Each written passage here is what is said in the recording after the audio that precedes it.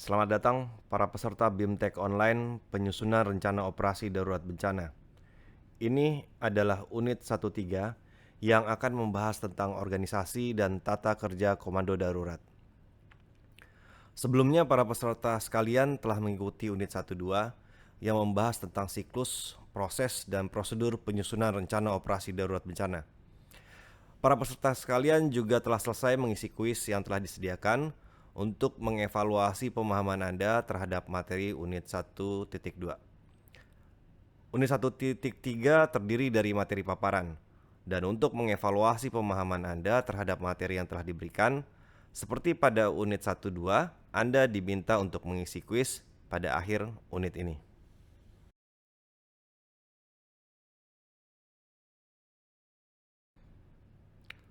Unit ini bertujuan untuk menjelaskan kepada para peserta BIMTEK sekalian mengenai fungsi dan posisi organisasi Komando Darurat Bencana serta menyusun struktur organisasi yang tepat untuk keadaan darurat bencana.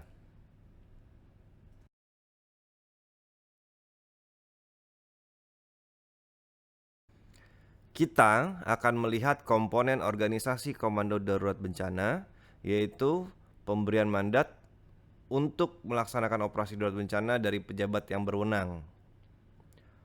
Pejabat berwenang dalam pelaksanaan mandatnya akan menunjuk seorang komandan darurat bencana.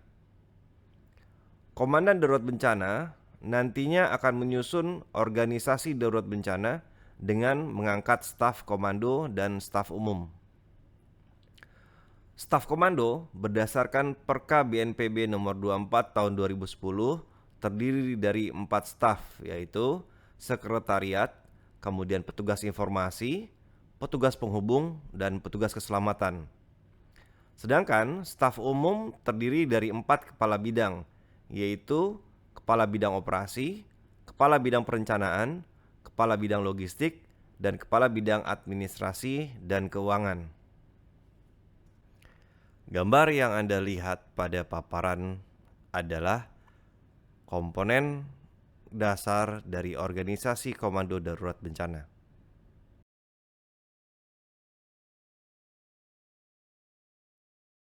Organisasi Komando Darurat Bencana memiliki tugas pokok dan fungsi sebagai berikut. Tugas pokok yang pertama adalah merencanakan operasi penanganan darurat bencana yang efektif, kemudian melakukan aksi yang dimaksudkan untuk mengatasi atau mengurangi sumber bencana. Tugas pokok selanjutnya adalah mengajukan permintaan kebutuhan bantuan. Selanjutnya, tugas pokok dari organisasi ini adalah melaksanakan dan mengkoordinasikan pengerahan sumber daya untuk penanganan tanggap darurat bencana secara cepat dan tepat, efisien, dan efektif. Jadi selain daripada meminta menyusun daftar kebutuhan bantuan organisasi, juga melaksanakan dan mengkoordinasikan pengerahan sumber daya. Tugas pokok terakhir dari organisasi darurat bencana ini adalah menyebarluaskan informasi mengenai bencana dan penanganan bencana kepada media massa serta masyarakat luas guna memastikan tidak ada perbedaan informasi di luar yang menimbulkan pertanyaan di publik. Sedangkan untuk fungsi utama dari organisasi ini adalah mengkoordinasikan, mengintegrasikan, dan mensinkronisasikan seluruh unsur dalam organisasi Komando Darurat Bencana untuk operasi penanganan darurat.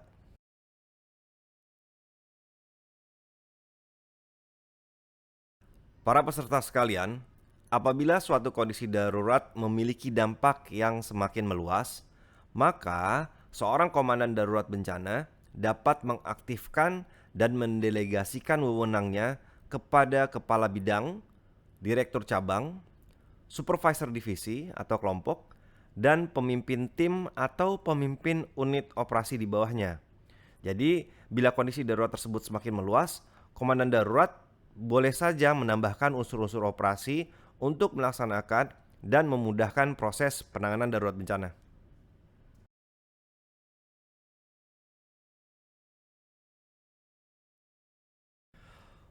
Penilaian terhadap kondisi darurat yang meluas itu berdasarkan kompleksitas kedaruratan. Semakin kompleks kedaruratannya, maka sumber daya dan organisasi darurat bencana akan semakin kompleks juga. Semakin sederhana kondisi kedaruratannya, maka organisasi yang dibutuhkan juga akan menjadi lebih sederhana. Kita lihat, bila ternyata bencananya hanya menyebabkan beberapa mobil terkena dampak seperti tanah longsor, maka organisasi darurat bencana yang dibutuhkan cukup sederhana, hanya dengan satu ambulan, kemudian satu bidang operasi di bawah kendali satu kepala unit. Bila keadaan daruratnya seperti misalnya gempa bumi, yang menyebabkan banyak dampak seperti rubuhnya bangunan dan korban-korban pengungsian, maka kebutuhan sumber dayanya juga akan meningkat untuk mengatasi keadaan darurat ini. Dan ini mengakibatkan struktur organisasi penanganan darurat bencana menjadi semakin kompleks.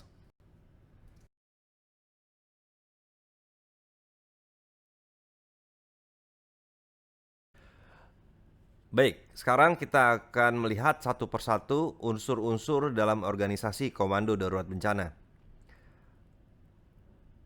Organisasi Komando Darurat Bencana itu dibuat oleh pejabat yang berwenang sebagai pemilik mandat operasi darurat bencana. Pejabat yang berwenang ini akan memberikan mandatnya kepada komandan darurat bencana yang dipilih oleh mereka. Pejabat yang berwenang adalah orang atau orang-orang yang memiliki tugas mempertahankan kewenangan hukum atas keselamatan publik dalam sebuah wilayah administrasi atau yurisdiksi. Seperti pejabat yang terpilih, yaitu wali kota, menteri, kepala desa, atau presiden. Pejabat inilah yang nantinya memberikan arahan kepada komandan darurat bencana. Jadi, komandan darurat bencana itu menerima mandat dari pejabat yang berwenang. Dalam beberapa situasi, hal ini perlu dicatat Bapak Ibu sekalian, mungkin lebih dari satu pejabat penanggung jawab yang terlibat dalam suatu penanganan darurat bencana. Seperti misalnya ada presiden bersama dengan menteri, bersama dengan wali kota dan bupati menjadi pejabat yang berwenang dalam sebuah operasi darurat bencana. Sama halnya dalam penanganan kasus COVID-19, pejabat yang berwenang itu memberikan mandat kepada masing-masing satgas daerah, yaitu bukan hanya kepala daerah, tetapi presiden dan menteri. Hal ini dimungkinkan karena kondisi kedaruratan yang sangat kompleks dalam penanganan COVID-19.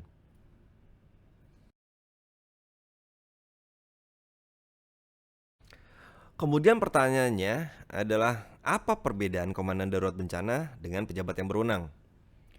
Komandan darurat bencana, seperti yang Bapak Ibu lihat dalam slide ini, mengelola penanganan darurat bencana di lokasi bencana, serta terus menginformasikan kepada pejabat yang berwenang dan unsur pengarah semua informasi-informasi penting terkait penanganan darurat bencana yang sedang berlangsung. Sedangkan pejabat yang berwenang itu bertugas memberikan kebijakan, misi, arahan strategi, dan sekaligus kewenangan kepada BPBD atau unsur pengarah untuk dilanjutkan kepada komandan darurat bencana. Untuk menjaga keterpaduan komando dan keselamatan personil darurat bencana, rantai komando ini tidak boleh dilanggar atau dilewati. Jadinya, walaupun komandan darurat bencana menerima mandat langsung dari pejabat yang berwenang, tapi pejabat yang berwenang tidak dapat memberikan komando atau arahan atau perintah kepada staf operasi ataupun staf komando yang dimiliki oleh komandan darurat bencana.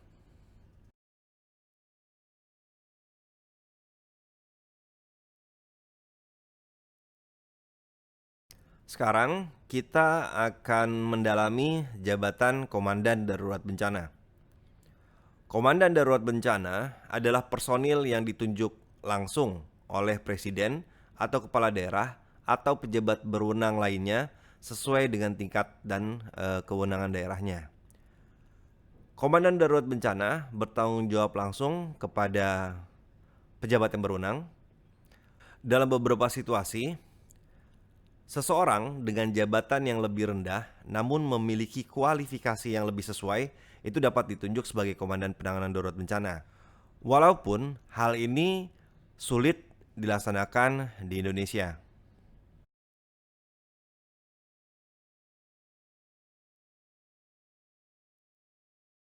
Pada dasarnya, Bapak Ibu sekalian, Komandan Darurat Bencana itu melaksanakan semua fungsi komando darurat bencana, kecuali bila Komandan Darurat Bencana telah membentuk staf komando dan staf umum. Artinya, apabila Komandan Darurat Bencana belum membentuk staf komando dan staf umum, maka seluruh fungsi Komando Darurat Bencana menjadi tanggung jawab Komandan Darurat Bencana secara individu. Oleh karena itu, disarankan agar Komandan Darurat Bencana segera membentuk staf komando dan staf umum setelah dilantik atau ditunjuk menjadi Komandan Darurat Bencana oleh pejabat yang berwenang.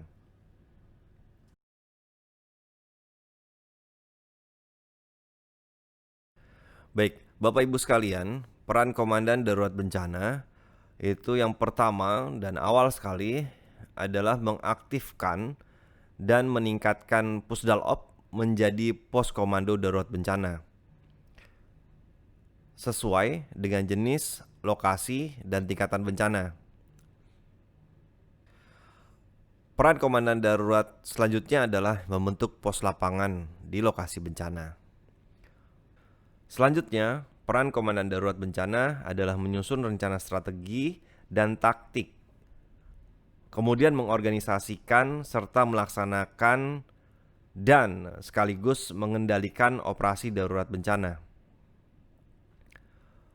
Peran selanjutnya adalah melaksanakan komando dan pengendalian untuk pengerahan sumber daya personil, peralatan, logistik, serta berwenang meminta para pejabat yang mewakili instansi, lembaga, atau organisasi lainnya untuk memberikan kemudahan akses bagi sumber daya yang dibutuhkan untuk penanganan darurat bencana.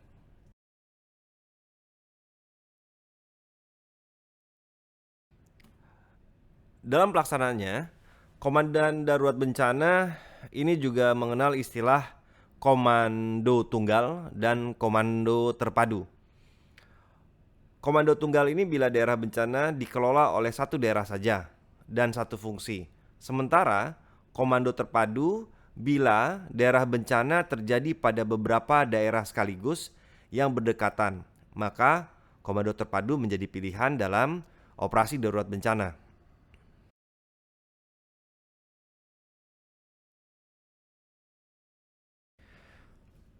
Pada gambar ini, Bapak Ibu bisa perhatikan bahwa terjadi bencana yang memapar 3 daerah sekaligus, yaitu daerah A, daerah B, dan daerah C yang contohnya adalah terkena bencana banjir.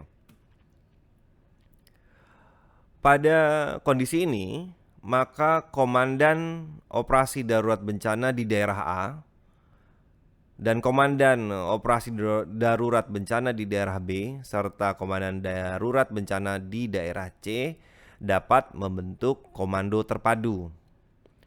Komando terpadu ini artinya apa? Artinya adalah daerah-daerah tadi akan memiliki satu tujuan operasi bersama-sama. Kemudian informasi yang akan diberikan kepada publik juga terpadu. Rencana operasi itu dibuat untuk satu bidang operasi, walaupun ada 3 komandan dalam struktur organisasi tersebut. Ini yang menjadi ciri khas dasar-dasar komando terpadu. Mekanisme komando terpadu ini dapat diterapkan pada bencana-bencana yang biasanya terjadi di lintas batas wilayah administrasi pemerintahan. Seperti misalnya yang sering terjadi di Indonesia, misalnya erupsi gunung api yang biasanya berdampak pada lebih satu kabupaten kota atau bahkan mungkin lebih dari satu provinsi. Pilihan untuk membentuk komando terpadu dalam proses operasi kedaruratan akan menjadi lebih penting dan efektif.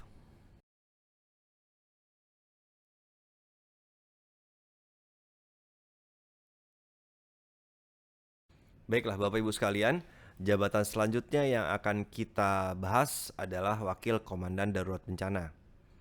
Wakil Komandan Darurat Bencana ini sebagai jabatan kedua yang langsung berada di bawah Komandan Darurat Bencana. Wakil atau biasa yang kita kenal dengan istilah deputi dapat ditunjuk untuk membantu Komandan Darurat Bencana dalam merencanakan, mengorganisasikan, melaksanakan, dan mengendalikan Komando Darurat Bencana. Kemudian,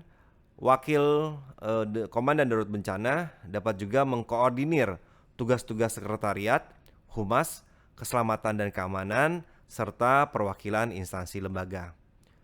Wakil Komandan Darurat dapat ditunjuk untuk mewakili Komandan Darurat Bencana apabila komandan berhalangan.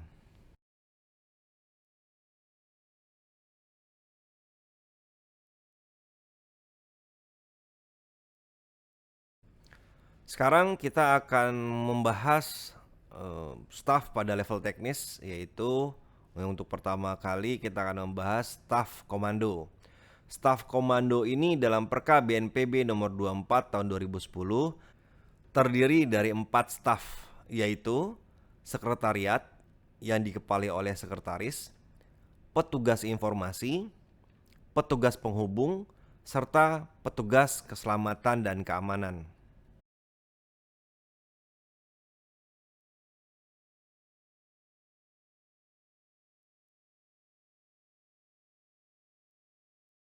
Kita akan membahas satu-satu jabatan pada staf komando ini. Yang pertama akan kita bahas adalah sekretariat. Sekretariat itu dipimpin oleh seorang sekretaris.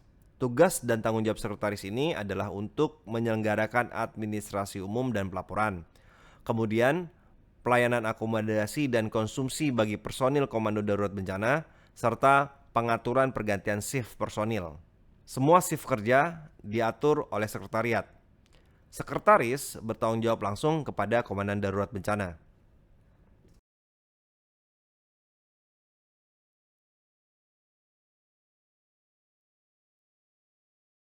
Staf komando selanjutnya adalah Humas atau Hubungan Masyarakat.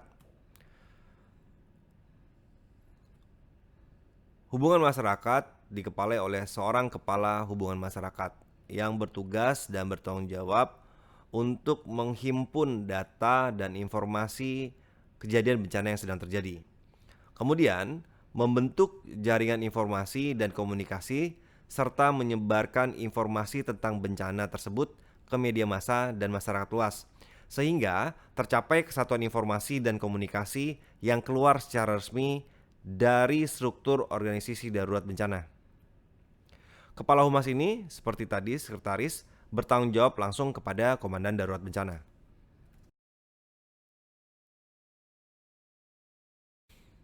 Staf komando yang ketiga adalah petugas keselamatan dan keamanan. Staf ini berfungsi banyak pada proses penyusunan taktik atau rencana operasi. Kepala keselamatan dan keamanan bertugas dan bertanggung jawab untuk menjamin kesehatan dan keselamatan seluruh personil Komando Darurat Bencana dalam menjalankan tugasnya. Kemudian, tugas Kepala Keselamatan Keamanan ini juga menjaga keamanan penanganan darurat bencana serta mengantisipasi hal-hal di luar dugaan atau suatu keadaan yang berbahaya dalam proses penanganan darurat bencana. Sama halnya seperti petugas di staf komando lainnya, Kepala Keselamatan dan Keamanan bertanggung jawab langsung kepada Komandan Darurat Bencana.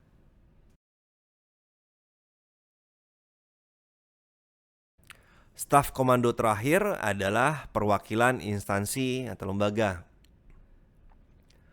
Perwakilan instansi atau lembaga itu bertugas untuk membantu Komandan Darurat Bencana berkaitan dengan permintaan dan pengerahan sumber daya yang dibutuhkan dari instansi lembaga.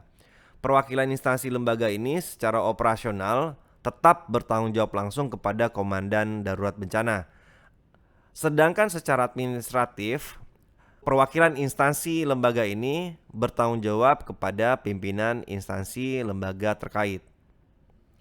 Perwakilan instansi dan lembaga ini biasanya kita kenal sebagai liaison officer atau LO.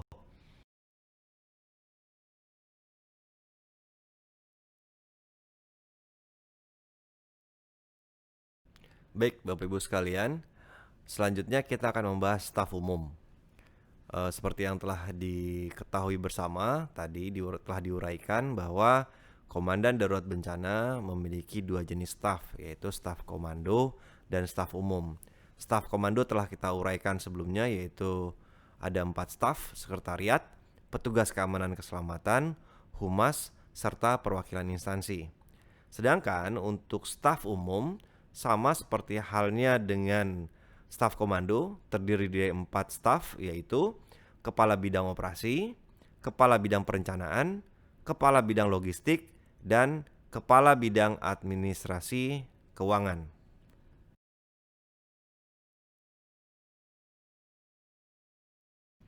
Kita akan membahas pertama kali untuk staf bidang operasi, yaitu kepala bidang operasi.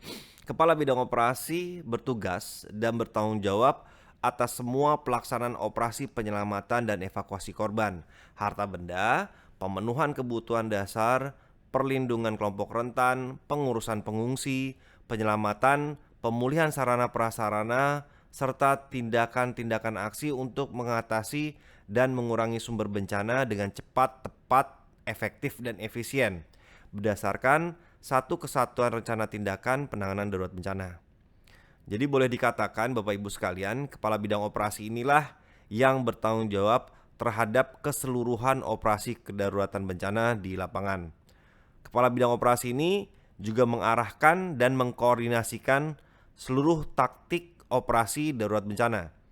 Biasanya bidang operasi ini yang dikepalai kepala bidang operasi adalah salah satu organisasi yang pertama kali ditugaskan pada suatu operasi darurat bencana sebelum ada bidang-bidang lainnya. Bidang operasi ini memiliki sumber daya yang paling banyak karena memang bidang ini yang ditugaskan untuk operasi kedaruratan dan biasanya dapat memiliki pos lapangan tersendiri atau pangkalan-pangkalan aju atau staging area seperti yang Bapak Ibu telah pelajari, serta organisasi-organisasi khusus lainnya sesuai dengan kebutuhan bidang operasi.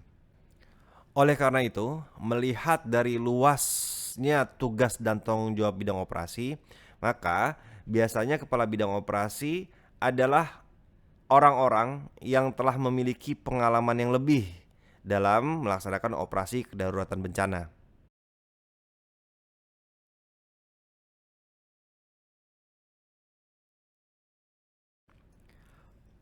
Bidang operasi memiliki 3 bentuk staf yang dinamakan staf operasi. Bentuk-bentuk dari staf operasi ini adalah pertama, sumber daya tunggal atau single resource. Yang kedua, berbentuk tim gerak cepat atau strike force. Dan yang ketiga, berbentuk satuan tugas atau task force.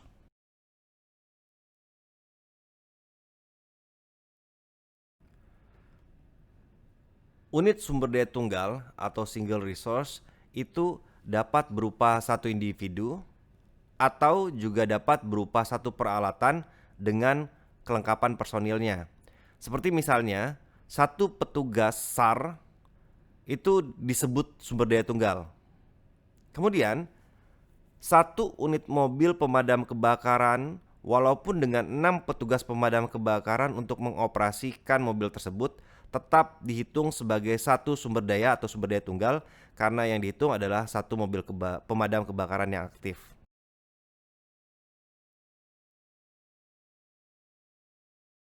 Bentuk lain dari staf operasi adalah tim gerak cepat atau strike force. Tim gerak cepat merupakan sekumpulan sumber daya dengan jenis dan tipe yang sama, memiliki komunikasi yang sama, dan beroperasi di bawah pengawasan langsung satu orang pemimpin. Tim gerak cepat ini misalnya adalah seperti yang Bapak Ibu bisa lihat dalam gambar, 5 unit ambulan, 5 unit dump truck, atau 5 orang TNI, atau 5 orang SAR. Jadi, sekumpulan dari sumber daya tunggal yang memiliki tipe dan jenis yang sama ditugaskan untuk satu tujuan yang sama di bawah satu pimpinan, itu disebut dengan tim gerak cepat.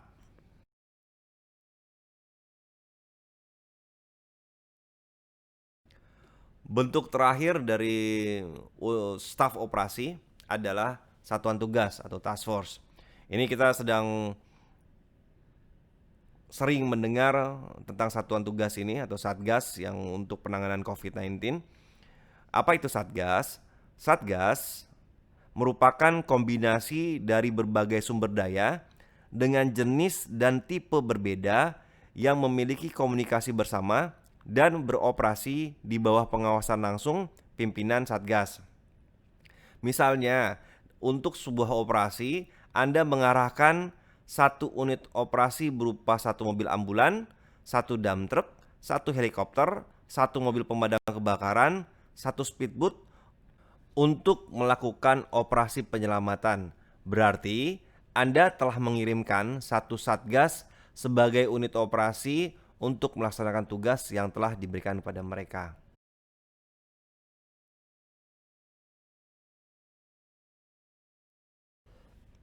Seperti yang telah disebutkan sebelumnya, bahwa kepala bidang operasi dapat memiliki fasilitas operasi. Salah satu fasilitas operasi yang perlu kita kenal saat ini adalah pos lapangan atau pangkalan aju atau disebut juga staging area. Pos lapangan atau pangkalan aju ini adalah tempat di mana semua sumber daya berstatus tersedia atau dapat langsung digunakan dan didirikan di lokasi darurat bencana untuk menunggu penugasan taktis dari bidang operasi. Semua sumber daya yang belum siap digunakan, seperti sumber daya yang rusak atau tidak dalam shift kerja, tidak boleh ditempatkan di pos lapangan atau pangkalan aju.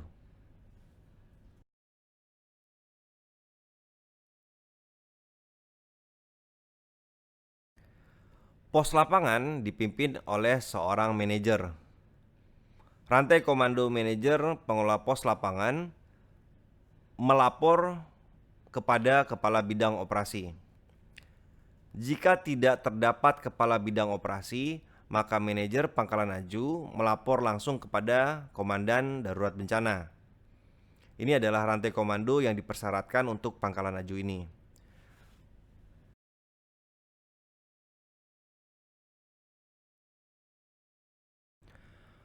Banyaknya kemungkinan unit-unit operasi yang diaktifkan di bawah bidang operasi menyebabkan sulitnya untuk mengendalikan unit-unit operasi yang sedang bekerja.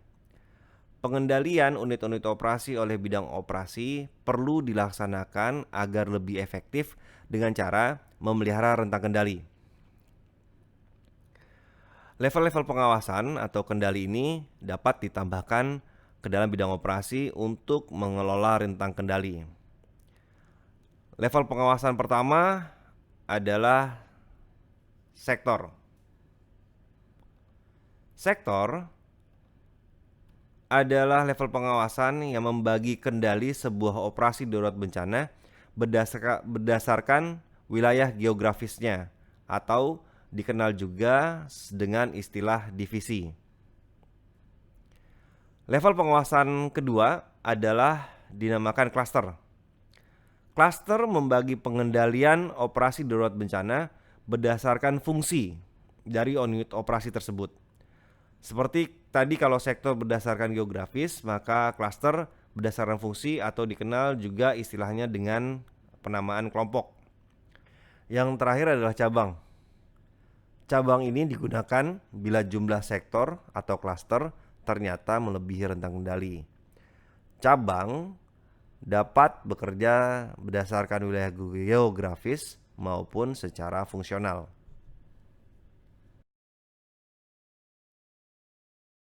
Baik, Bapak Ibu sekalian, kita akan membahas lebih dalam tentang pembagian kendali ini. Yang pertama kita bahas adalah sektor. Sektor adalah pembagian kendali berdasarkan wilayah geografis tergantung dari kebutuhan darurat. Sektor biasanya dinamai dengan alfabet, seperti sektor A, sektor B, sektor C, dan sebagainya. Sektor dikelola oleh seorang supervisor dan dikenal juga dengan sebutan divisi.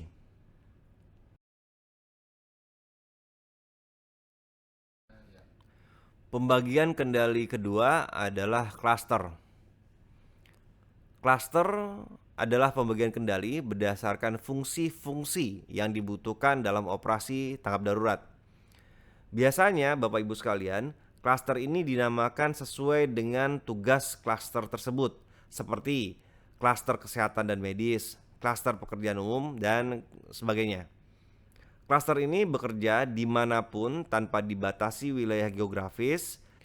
Bila kita analogikan dalam pemerintahan Indonesia, maka sektor ini dapat disejajarkan dengan kelurahan, kecamatan, sedangkan klaster itu seperti dinas-dinas seperti dinas PU, dinas sosial, dinas kesehatan, dan sebagainya. Jadi seperti yang kita ketahui, dinas-dinas atau SKPD atau OPD itu bekerja tidak dibatasi wilayah geografis, berbeda dengan kelurahan dan kecamatan yang bekerja hanya di batas administrasi wilayah mereka.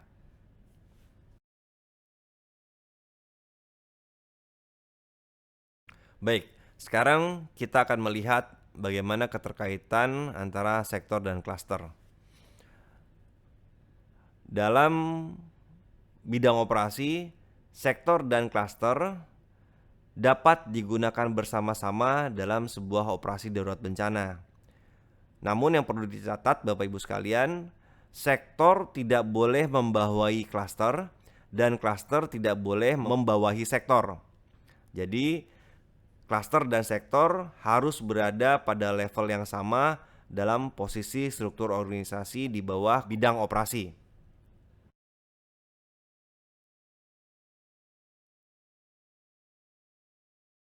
Perangkat pembagi kendali selanjutnya adalah cabang.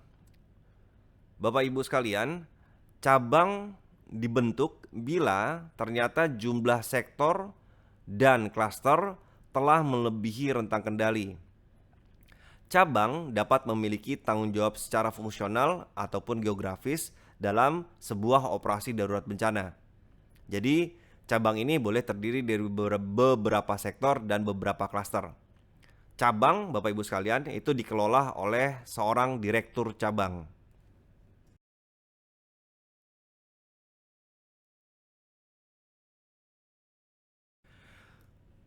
Sejak tadi kita membahas tentang rentang kendali, membagi kendali. Sebenarnya apakah rentang kendali tersebut? Rentang kendali adalah sebuah aturan di mana seorang supervisor hanya boleh memiliki 3-8 orang staf paling banyak. Optimalnya seorang supervisor memiliki 5 orang staf. Artinya, seorang supervisor tidak boleh memiliki staf kurang dari 3 jabatan atau lebih dari 8 jabatan posisi staf. Apabila lebih dari 8 staf, maka boleh dibuat jabatan atau supervisor baru. Apabila supervisornya ini ternyata nanti lebih dari 8, maka nanti baru dibuat cabang. Seperti yang telah tadi kita uraikan. Bila supervisor memiliki jabatan kurang dari 3 staf di bawahnya, posisi supervisor tersebut bisa dipindahkan kepada supervisor lain yang rentang kendalinya belum memiliki 8 orang staf.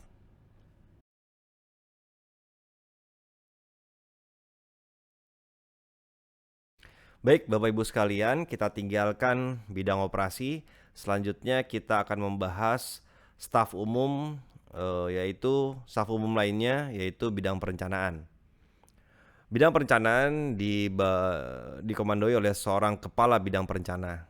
Kepala bidang perencana bertugas dan bertanggung jawab atas pengumpulan, evaluasi, dan analisis data informasi yang berhubungan dengan rencana operasi, serta menyiapkan dokumen-dokumen yang dibutuhkan untuk menyusun rencana operasi.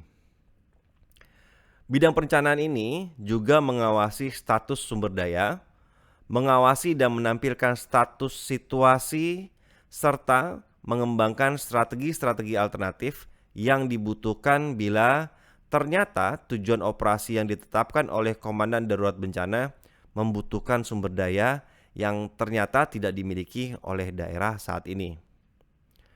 Kemudian, bidang perencanaan itu Bapak Ibu menyediakan juga layanan dokumentasi dan mempersiapkan rencana demobilisasi atau pemulangan sumber daya yang telah digunakan atau dipinjam, serta bertugas juga untuk menyediakan lokasi utama untuk para ahli dan spesialis ataupun pakar teknis yang ditugaskan ke operasi darurat bencana yang sedang berlangsung saat ini.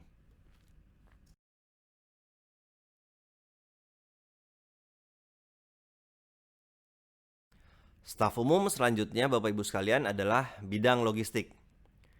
Bidang logistik ini bertanggung jawab untuk penyediaan fasilitas, jasa, dan bahan-bahan serta perlengkapan darurat bencana untuk kemudian melaksanakan proses penerimaan, penyimpanan, pendistribusian, dan transportasi bantuan logistik dan peralatan.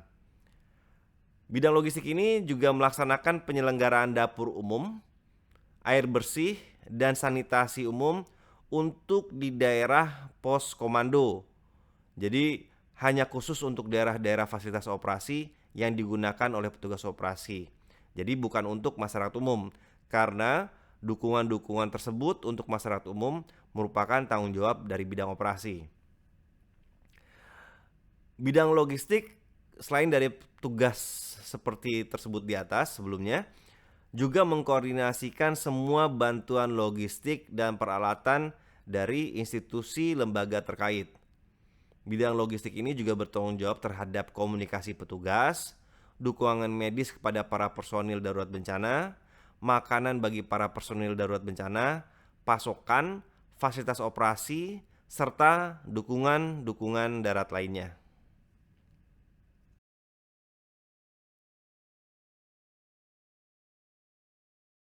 Staf umum terakhir yang akan kita bahas adalah bidang keuangan dan administrasi.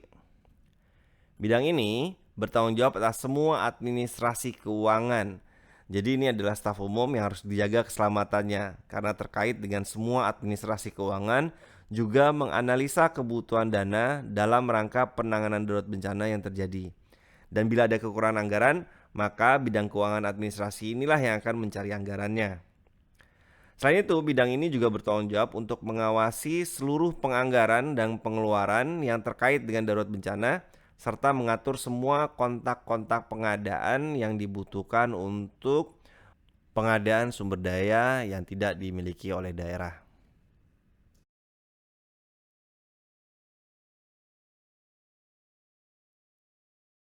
Baik, Bapak Ibu sekalian, kita telah selesai membahas staf komando dan staf umum. Selain dari staf komando dan staf umum ini, ada beberapa staf lain yang perlu Bapak Ibu kenal. Yang pertama adalah deputi. Deputi ini bisa berasal dari instansi yang sama atau dari instansi yang sedang membantu.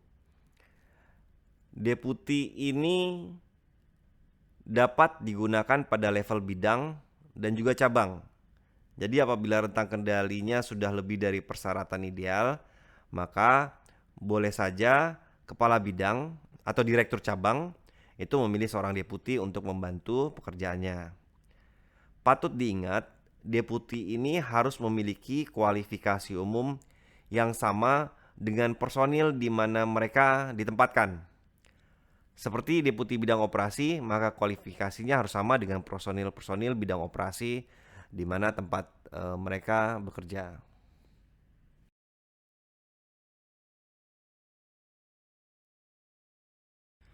Jabatan selanjutnya adalah asisten.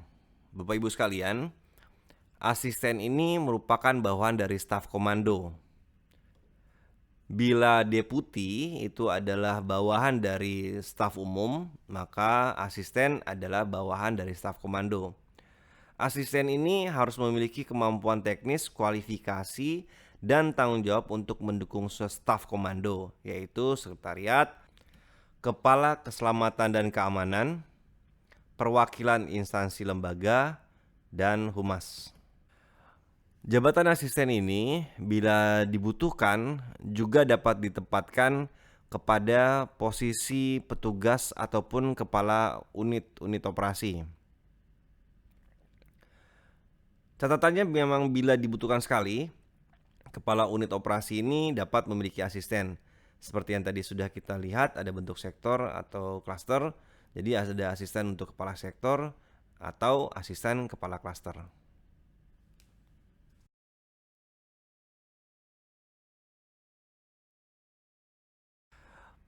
Pada tabel ini, Bapak Ibu bisa melihat risalah dari level organisasi, siapa nama pejabatnya, dan siapa posisi pendukungnya. Kita lihat Komandan Darurat Bencana, itu jabatannya dinamakan komandan, posisi pendukungnya adalah deputi. Kemudian di level organisasi staf komando, jabatannya adalah petugas. Jabatan kepala di staf komando ini adalah petugas dengan posisi pendukung asisten. Untuk level organisasi staf umum atau bidang-bidang, jabatan kepalanya dinamakan kepala bidang dengan posisi pendukung diberi nama deputi.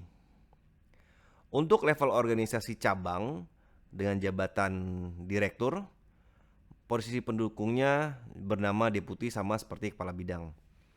Untuk level organisasi, divisi atau kelompok atau klaster atau sektor, pejabatnya diberi nama pengawas atau supervisor dengan tanpa dengan posisi pendukung. Sedangkan untuk level organisasi unit, jabatannya dipimpin oleh seorang ketua dengan posisi pendukung manajer. Di level organisasi tim operasi, yang paling bawah yang melakukan operasi-operasi taktis, dipimpin oleh seorang ketua dengan posisi pendukungnya nanti bisa jadi dalam bentuk kepala sumber daya tunggal.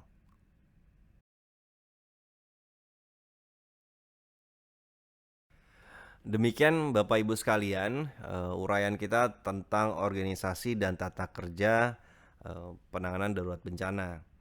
Dari materi-materi yang telah dipaparkan tersebut, kami berharap Anda saat ini dapat menguraikan fungsi-fungsi organisasi di dalam koordinasian darurat bencana.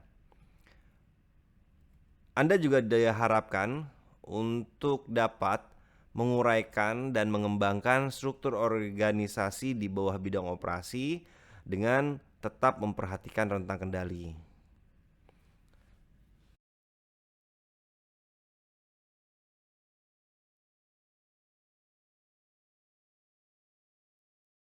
Baik Bapak Ibu sekalian, sebelum kita menutup unit 1-3 ini, selanjutnya dipersilakan kepada Bapak Ibu untuk mengisi kuis yang telah kami sediakan. Kuis ini hanya membutuhkan waktu 10 menit untuk menyelesaikannya. Jadi kami berharap Anda dapat menyelesaikan kuis ini dengan baik untuk memastikan Anda dapat mengikuti pelajaran di unit 1-4. Terima kasih atas perhatian Anda. Kami tunggu Anda di unit 1-4.